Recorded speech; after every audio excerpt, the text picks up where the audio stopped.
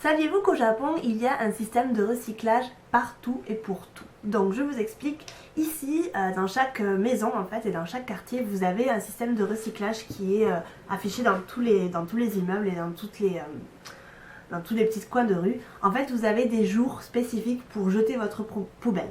Donc nous, par exemple, le mercredi et le samedi, on jette tout ce qui est combustible, donc tout ce qui est nourriture et tout ce qui peut se brûler. Et le samedi, on peut jeter tout ce qui est plastique et canettes. Donc on ne peut pas jeter nos poubelles quand on veut. Donc en fait, c'est pas comme en Europe où on a des containers partout. Ici, il n'y a pas de containers.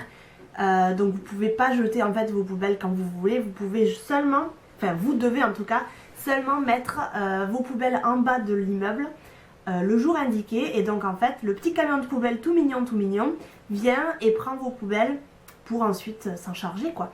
Donc c'est un peu chiant parce que quand vous avez un tout petit appart comme le mien, vous pouvez, enfin c'est un peu, c'est pas très pratique en tout cas d'amonceler. Ça existe, amonceler? Ça fait tellement longtemps que j'ai pas utilisé ce mot. Amonceler. On va faire une petite recherche. Amonceler. Je parle tellement peu français que ça fait tellement longtemps que j'ai pas utilisé ce mot. Mais quand même il me dit quelque chose. Alors amonceler, que veux-tu dire? Ouais, empiler, réunir en tas, voilà. Donc c'est un peu saoulant d'amonceler des tas de poubelles chez soi, hein, on est bien d'accord. Ensuite, le truc qui est complètement super organisé, c'est qu'il faut en fait acheter des sacs en plastique, des sacs de poubelle exprès pour chaque quartier. Donc je vais vous montrer ça. Vie ma vie au Japon. Là vous n'y voyez absolument rien. Donc ça c'est les poubelles. Ça c'est le sac de poubelle en fait qui est bon pour jeter. En fait là vous avez le nom du quartier. Donc ça c'est la poubelle de combustible que je vais jeter demain parce que demain c'est samedi. Et ça c'est ma poubelle de plastique. Voilà. Donc vous voyez que c'est le bordel parce que j'ai quand même, voilà, tout se casse la gueule. Donc j'ai quand même un petit appart.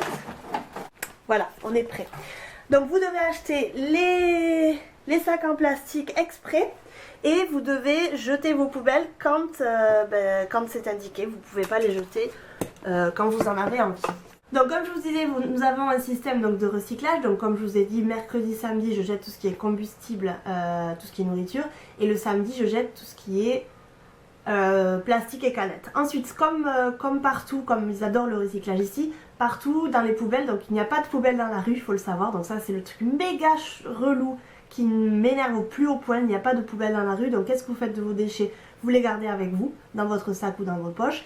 Et en fait, ce qui se passe, c'est que vous avez des poubelles dans les combini, donc les combini c'est les supermarchés 24/24, et dans les stations de métro ou de train. Et donc là, vous avez 3 cubes en fait aussi. Vous avez papier journal, il me semble, plastique et canette. Donc il faut comprendre aussi en japonais parce que c'est pas écrit en anglais. Et là, pareil, vous recyclez ce que vous avez utilisé. Pareil au McDo, ça c'est assez intéressant. Au McDo aussi, pareil, vous avez le cube où vous allez mettre tout ce qui est liquide. Donc vous ne jetez pas votre coca comme ça dans la poubelle. Vous mettez d'abord le liquide. Vous avez un cube où vous mettez tout ce qui est plastique et l'autre où ce qui est papier carton.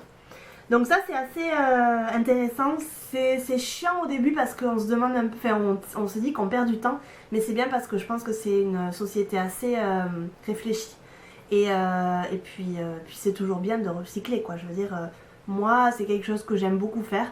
Le seul truc qui m'énerve c'est le système de poubelle où je ne peux pas jeter mes poubelles quand je veux, il n'y a pas de container dans la rue, je suis obligée d'amonceler des poubelles chez moi alors que c'est tout petit. Ça pue pas parce que je mets pour les gens qui se demandent, il n'y a pas de problème d'odeur parce que je mets des systèmes, ah ben j'en ai un là, voilà, des désodorisants tout près des poubelles. Donc c'est vrai qu'on n'a aucun problème d'odeur, merci, ça c'est sûr.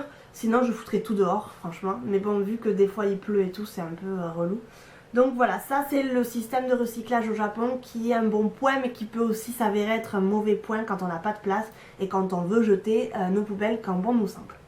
Saviez-vous qu'au Japon on réserve notre table de Starbucks par exemple, ou une table de café, avec un simple mouchoir ou un iPhone 6. Donc voilà, vous arrivez au Starbucks, vous mettez un mouchoir sur votre table ou un iPhone 6, vous partez commander votre boisson, vous revenez 10 minutes après, votre mouchoir ou votre iPhone 6 sont toujours là. C'est la méthode numéro 1 pour réserver notre table. C'est très courant. Moi au début ça me choquait énormément de voir des iPhone 6 comme ça tout seul, ou des mouchoirs simplement, alors que les gens en Europe, si on voit un mouchoir sur une table, on va direct l'enlever et on va s'asseoir. On n'a aucun respect, enfin on s'en fout complètement. Non, non, non, ici ils voient un mouchoir et ils pensent cette table est réservée, je ne peux pas m'asseoir, j'ai qu'à en trouver une autre. Donc ça c'est assez flippant. Mais c'est assez chouette en tout cas parce que moi je fais la même chose. Pas avec mon iPhone parce que j'ai encore un peu de mal, mais je laisse un livre ou je laisse un stylo ou quoi que ce soit et ça marche. Saviez-vous qu'au Japon, quand vous allez aux toilettes dans les lieux publics, je pense que vous connaissez un petit peu comment sont les toilettes japonaises, c'est tout un petit robot avec plein de petits boutons. Vous avez en fait un bruit que quand vous faites pipi, vous pouvez configurer qui est un bruit d'oiseau ou un bruit de chasse. Donc, je vous mets un peu dans le contexte, vous arrivez dans les toilettes, vous allez faire pipi et vous ne voulez pas en fait que les autres entendent votre bruit de pipi. Donc vous allez mettre l'option bruit d'oiseau, chant d'oiseau pendant que vous faites pipi, comme ça les gens vont entendre le chant d'oiseau et ne vont pas penser que vous êtes en train de faire pipi, ou en tout cas ne vont pas entendre votre son de pipi. Donc ça c'est assez innocent et puéril, mais voilà, c'est leur truc. Ou alors vous pouvez aussi mettre le bruit de la chasse. Donc on pense que vous avez déjà tiré la chasse, mais en fait vous êtes en train de faire pipi. Voilà, pipi ou caca. Saviez-vous qu'au Japon, les Japonais n'ont pas de carte d'identité comme nous on a en France ou dans d'autres pays européens. Leur carte d'identité en fait c'est leur carte comme une carte vitale, leur carte de santé ou leur permis de conduire. Donc ces deux choses fonctionnent.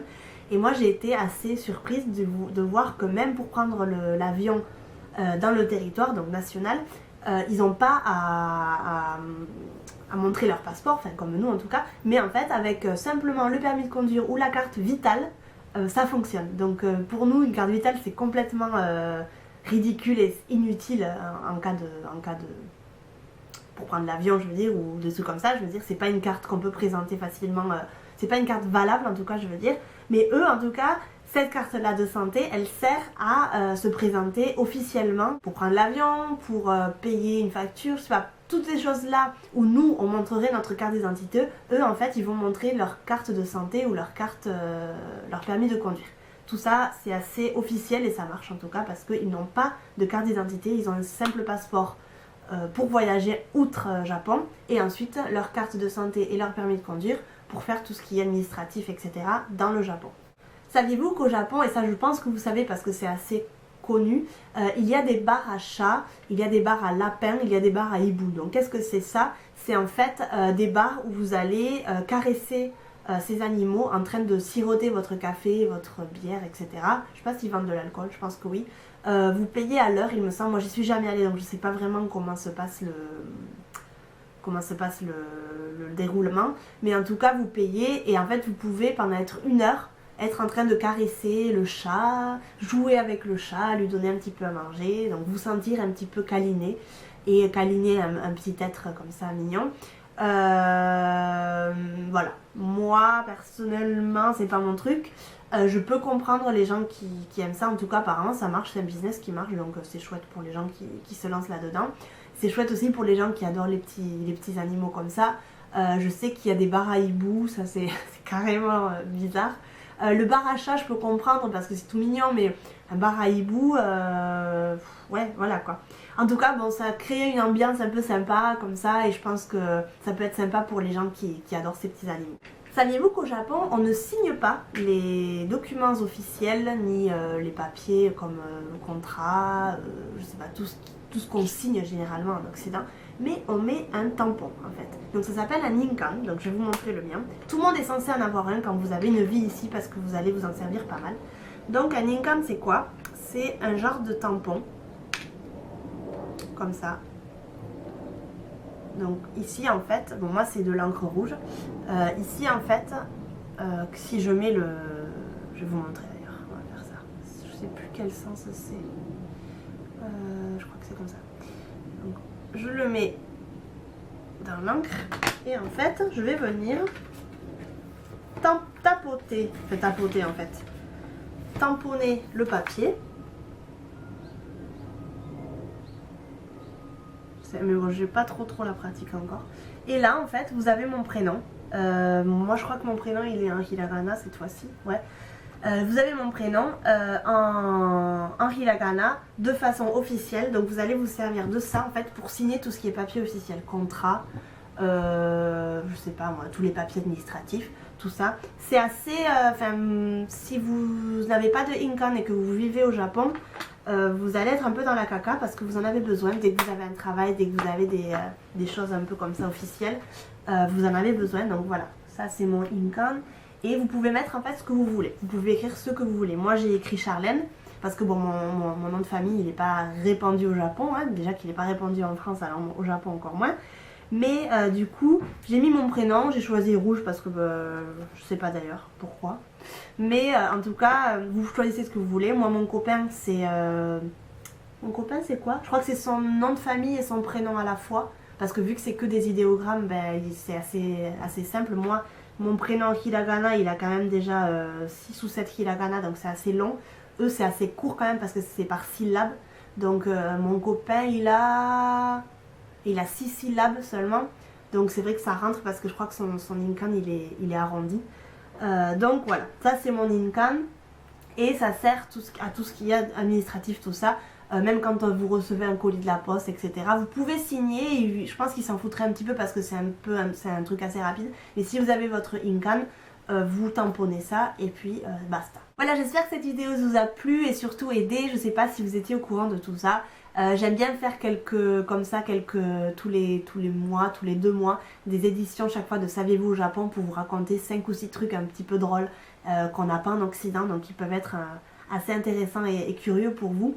Je vous embrasse, je vous dis à très bientôt dans une nouvelle vidéo. N'hésitez pas à me suivre sur Facebook, comme vous avez le lien dans la barre d'infos juste en bas. N'hésitez pas à me mettre vos petits commentaires comme d'habitude, j'aime bien les lire et vous répondre. Je vous fais un très gros bisou et je vous dis à la prochaine. Bye bye.